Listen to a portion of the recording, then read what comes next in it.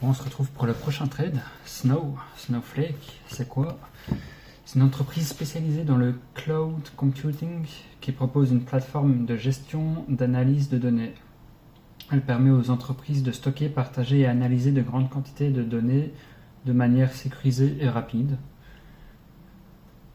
Donc, ça aide les entreprises à centraliser toutes leurs données dans le cloud pour les rendre facilement accessibles et exploitables, ce qui facilite la prise de décision basée sur des analyses précises et en temps réel.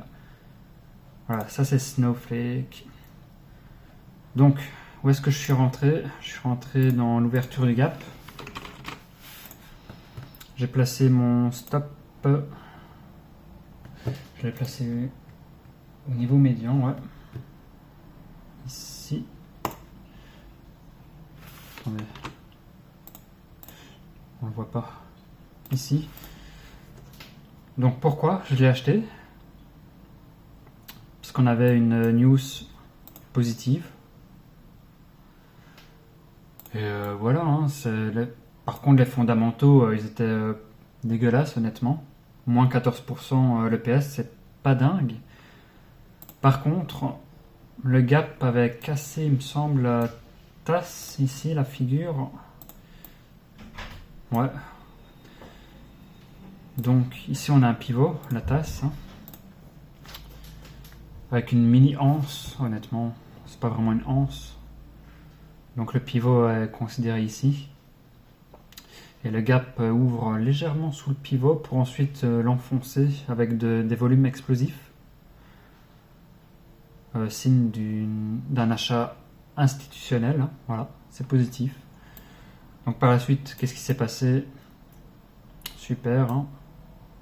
Le titre a l'air puissant parce qu'elle ne touche pas la moyenne mobile 10. C'est super. Bon là, ça commence à la toucher, attention.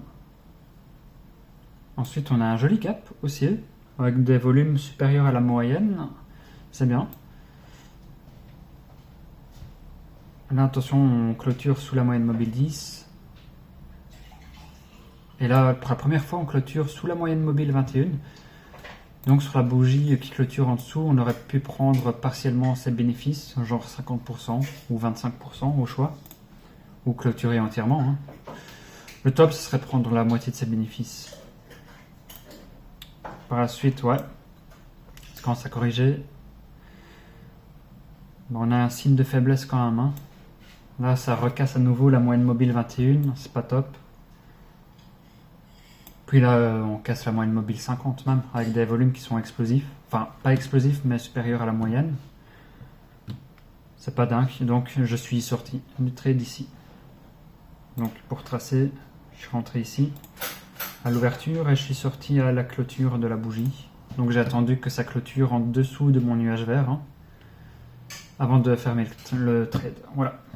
Donc par la suite, est-ce que j'ai eu raison de me protéger? Ouais. Donc aujourd'hui, en ce 8 août, enfin aujourd'hui c'est le 10, mais bon, le marché a clôturé le 8. Et ouais, j'ai eu raison de me protéger, parce que là, je serai en négatif actuellement. Et pas loin du stop loss. Pas loin, pas loin. Ça fait un gain de... Donc la DR, 0. Donc ça fait un gain de 6,93%. On va calculer ça. Snow 6,93%. Ça fait un gain de 346 €. Ce qui représente sur le portefeuille de 50 000 € un gain de 0,69%. Donc stratégie respectée. On entre avec, comme je l'ai expliqué, pourquoi je suis rentré et pourquoi je suis sorti. Voilà, pas d'émotion ni rien. On respecte la stratégie. Par contre, on aurait pu l'améliorer avec une prise partielle des bénéfices ici, en clôture de la moyenne mobile 21. Voilà. Sur le prochain trade, peut-être que je le ferai. Enfin, peut-être, c'est sûr que je ferai des prises partielles de bénéfices. Donc dans 50 vidéos par contre. Voilà, il va falloir patienter. On s'améliore petit à petit. En tout cas, ça fait plaisir, on est rentable pour l'instant.